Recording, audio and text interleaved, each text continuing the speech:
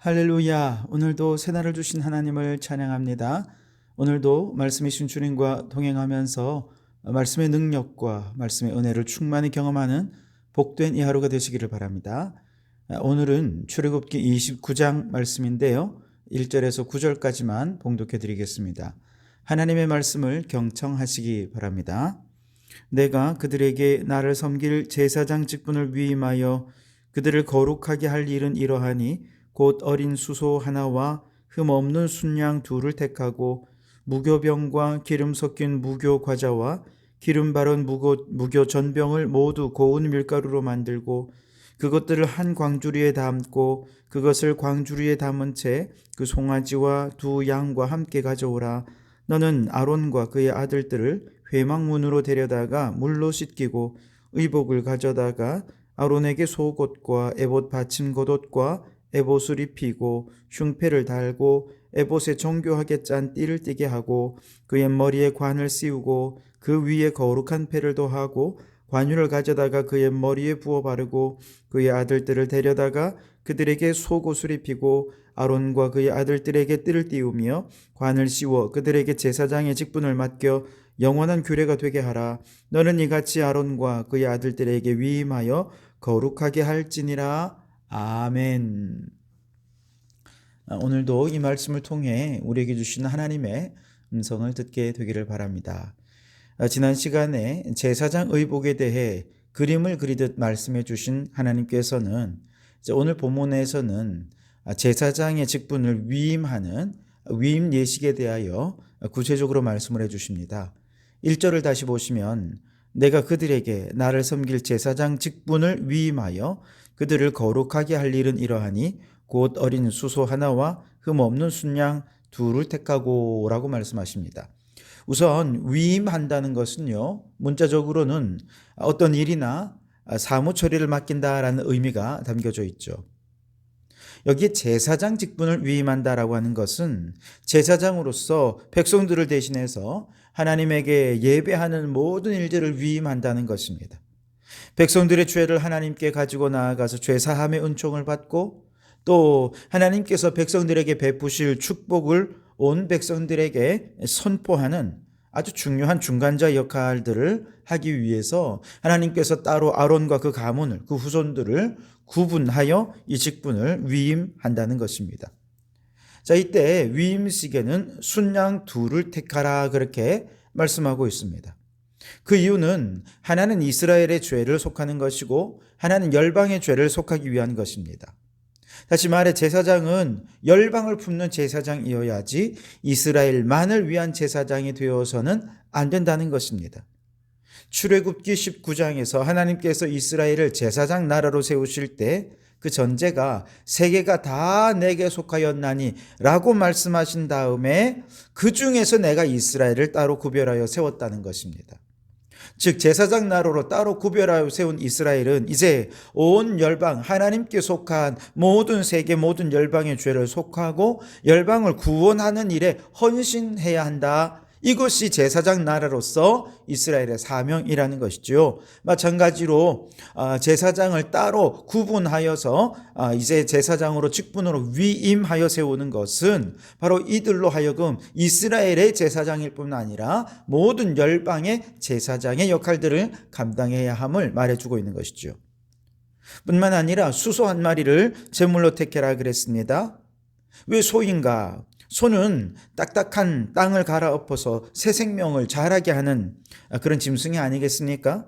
마찬가지로 제사장의 직분을 감당해야 하는 아론과 후손들은 자신의 이기적이고 딱딱하고 굳어버린 옛자를 갈아엎어야 됩니다.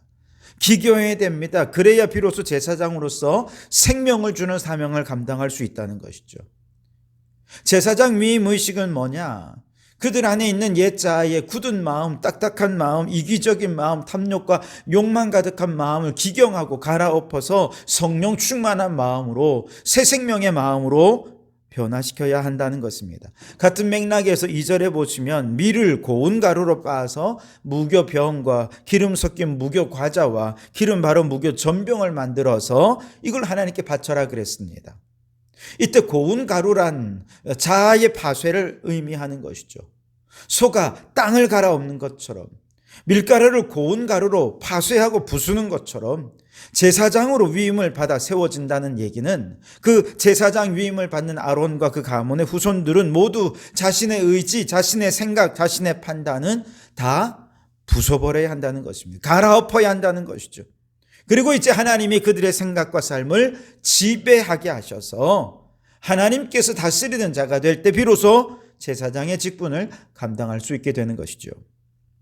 하나님은 이들에게 제사장 직분을 위임하셨지만 아론과 그의 후손들은 자신의 모든 삶과 의지를 하나님께 맡긴 것입니다. 우리 성도들이 왕 같은 제사장의 직분을 맡았다라고 말할 때 그 의미도 다르지 않을 것입니다. 내 마음속에 굳은 마음, 이기적인 마음, 또 탐욕과 욕망과 세속적인 마음들 다 기경하고 고운 가루로 다 파쇄해 버리게 되면 내가 파쇄되고 죽어진 그 자리에 예수 그리스도 그분의 생명이 싹트게 되고 자라게 되는 것이죠. 내가 부서진 나의 꿈, 나의 비전이 무너진 그 자리에 하나님 나라의 꿈과 비전이 들어와 하나님의 사명이 싹트게 되는 것입니다. 그러니 여러분, 우리가 예수님을 믿을 때 그것은 단지 내 영혼을 위로하고 평안을 얻고 내 삶의 번영을 얻기 위한 것이 아닙니다. 왕 같은 제사장으로서의 직분을 위임받는 것입니다. 이걸 잊지 말아야 됩니다. 왕 같은 제사장이라고 한다면 이제 내가 품어야 할 자가 있다는 것입니다. 내 가정을 품고 내 이웃을 품고 더 나아가 열방과 피조 세계를 품고 그들을 구원하여 하나님의 나라를 이루는 사명자가 되라는 것이죠. 이를 위해 내가 기경되고 파쇄되고 죽어져야 한다라고 하는 것이죠.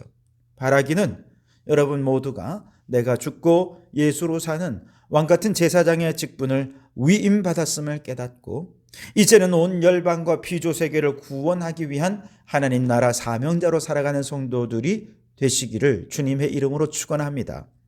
14절에 보시면 그 수소의 고기와 가죽과 똥을 진 밖에서 불사르라 이는 속죄제니라 그랬습니다. 속죄제를 위해 제물을 잡고 그 피를 받아 제단에 뿔을 바르고 거룩하게 하고 그 피를 제단 밑에 쏟아서 그렇게 제단 전체를 거룩하게 하죠. 그런데 제물을 잡으면 반드시 나오는 것이 있습니다. 하나님께 바쳐지는 고기의 부위 이외에는 다른 고기들은 다 버려야 합니다. 게다가 배설물도 함께 버려야 합니다. 이와 같은 제물의 배설물, 불살라야 하는, 버려야 하는 부분들은 분문이라고 하는 문을 통해서 이제 영문 밖으로 나아가서 그것을 불사르게 되는데 바로 이렇게 불사르고 소멸해야 속죄제가 끝이 나게 되는 것이죠. 이때 영문 밖에서 배설물을 불태우는 제사를 영문 밖의 제사라고 이야기합니다. 제사장의 직분을 맡은 사람들은 거룩한 사람들이고 늘 거룩하게 그렇게 하나님 앞에 거룩한 제사만 드리는 거 우리가 그 정도만 생각하지만 사실은 이 제사의 부산물인 모든 버려질 고기들 또 더러운 똥들 이런 더러움과 수치스러운 것들을 완전히 소멸시키는 것까지 제사장이 해야 할 역할이었다는 것이죠. 바로 그 제사장으로서 예수님도 십자가 위에서 우리의 모든 죄악의 수치들을 한 몸에 짊어지고 그 죄를 소멸시키기 위해 자신의 몸을 죽음에 내어주시는 속죄의 제사를 드렸으니 바로 그 십자가가 영문 밖의 제사였던 것이죠. 예수님께서 우리의 더럽고 수치스러운 것을 십자가로 완전히 소멸시켜 주셨기에 우리가 거룩해지고 의로운 하나님 나라 백성이 될 수 있게 된 것이죠. 이처럼 하나님 나라 백성이 되었다면 이제 히브리서 13장에서는 여기서 한 걸음 더 나아가서 우리도 영문 밖의 제사를 드리는 왕같은 제사장의 사명을 감당해야 된다 말합니다. 히브리서 13장 11절에서 13절까지의 말씀에 이는 죄를 위한 짐승의 피는 대제사장이 가지고 성소에 들어가고 그 육체는 영문 밖에서 불사름이라. 그러므로 예수도 자기의 피로써 백성을 거룩하게 하려고 성문 밖에서 고난을 받으셨느니라. 그런즉 우리도 그의 치욕을 짊어지고 영문 밖으로 그에게 나아가자. 아멘. 여러분, 우리가 주님을 위해 왕 같은 제사장의 직분을 감당한다는 것은 그저 우아하게 예배드리고 은혜 받고 마음의 평안을 누리는 이게 아니라는 것입니다. 교회 안에서 우리가 예배드리며 은혜도 받지만 또한 굳은 일도 도맡아 헌신해야 되고, 때로는 이 사람 저 사람으로부터 오해를 받기도 하고 때로는 욕을 먹기도 하는 일 있을 수 있다는 것입니다. 때로는 남의 허물 내가 대신 뒤집어 써야 하는 억울한 일을 당하는 경우도 생긴다는 거예요. 여러분, 이처럼 여러분이 더럽고 수치스러운 것을 내 한 몸으로 다 담당하는 영문 밖의 제사를 드리고 난다면 비로소 여러분을 주님의 제자가 되었다라고 얘기할 수 있겠습니다. 비로소 왕같은 제사장으로서의 사명을 감당했다라고 말할 수 있을 것입니다. 제사장은 거룩한 곳에서 거룩한 일을 하는 자이기도 하지만 제단에 더럽고 수치스러운 똥을 치우는 자이기도 하다는 것을 잊지 마시기 바랍니다. 수치와 모욕을 당하며 주를 위해 억울한 일을 당할 때에 지금 내가 영문 밖의 제사를 드리는 시간이구나, 그렇게 생각하면서 기쁨으로 그 어려움들을 잘 감당해낸다면 여러분들의 그 거룩한 영문 밖의 제사를 통해서 누군가는 거룩해지고 하나님의 백성이 되고 하나님의 의로 더딥혀지는 역사가 나타나게 되어질 줄 믿습니다. 그렇게 주님의 제자로서 왕 같은 제사장의 사명 잘 감당하는 우리 성도들이 되시기를 주님의 이름으로 축원합니다. 자, 이제 위임식 예식을 행하는 방법에 대해서 여러 가지로 설명을 해주는데요. 수송아지를 잡는 장소와 방법은 어떠해야 되고 그 피는 어떻게 해야 되는지, 고기는 어떻게 처리해야 되는지, 양을 잡을 때에도 그 피와 고기 어떻게 처리해야 되는지 이런저런 제사의 순서와 방법에 대해 자세히 설명해 주시고, 바로 이런 절차를 7일 동안 매일 행할 때 위임 예식이 7일 동안 이루어진다라고 하는 것을 이제 이야기를 해줍니다. 그리고 이제 위임 예식에 대해 이야기를 마친 후에 하나님께서는 위임받은 제사장들이 백성들을 위해 매일 드려야 할 번제에 대해 말씀하고 있는데요. 바로 상번제에 관한 말씀입니다. 38절, 39절 말씀입니다. 내가 제단 위에 드릴 것은 이러하니라. 매일 1년 된 어린 양 2마리니 한 어린 양은 아침에 드리고 한 어린 양은 저녁에 드릴지니라 그랬습니다. 자, 아침과 저녁 하루 2번 어린 양으로 번제를 드리는데 이건 매일 해야 할 제사의식이라는 거예요. 여러분, 왜 아침과 저녁에 이 일을 행하는 것일까요? 유대인들은 하루는 언제부터 시작됩니까? 그 전날 해지는 저녁부터 시작해서 언제 끝나느냐? 다음 날 해지는 저녁까지. 그러니까 저녁부터 저녁까지가 하루가 되는 것입니다. 저녁에 제사를 드린다는 얘기는 하루의 처음에 제사를 드린다는 것이고 하루의 마지막에 제사를 드린다는 것이고, 바로 이 저녁 제사를 통해서 하루의 처음과 마지막에 하나님과 함께 한다라고 하는 의미가 있는 것이죠. 아침의 제사는 무슨 뜻입니까? 하루의 중간에, 그러니까 믿음과 신앙을 점검하면서 하나님과 우리가 함께 하고 있는가, 이것을 점검한다는 것이죠. 하나님과 멀어지진 않았는지, 그 사이로 사탄이 틈타지는 않았는지, 마음과 생각과 삶의 태도를 점검하면서 하나님의 백성다운 삶을 매일같이 살아가도록 하기 위해 하나님께서 매일 아침과 저녁에 제사를 드리도록 한 것이죠. 매일 이처럼 하나님께 제사를 드리면 하나님은 제사하는 자에게 어떻게 반응하시느냐? 42절 43절에 이는 너희가 대대로 여호와 앞 회막문에서 늘 드릴 번제라. 내가 거기서 너희와 만나고 내게 말하리라. 내가 거기서 이스라엘 자손을 만나리니 내 영광으로 말미암아 회막이 거룩하게 될지라 그랬습니다.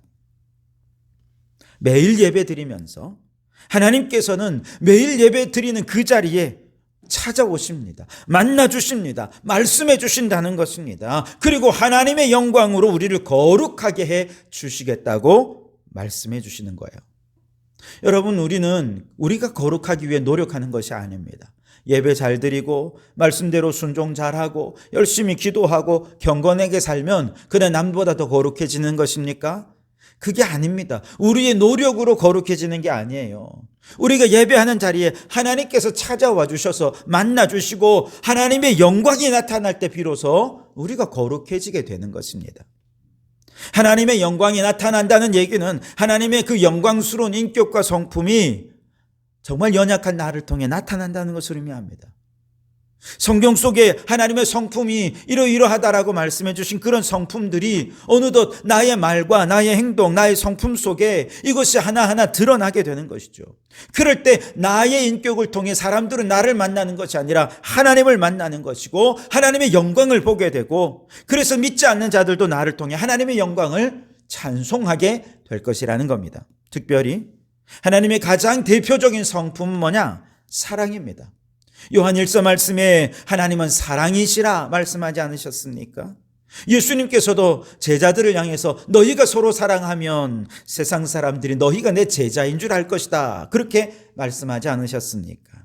여러분, 매일 아침 저녁 하나님께 예배를 드린다는 것은 매일 하나님을 만난다는 것입니다.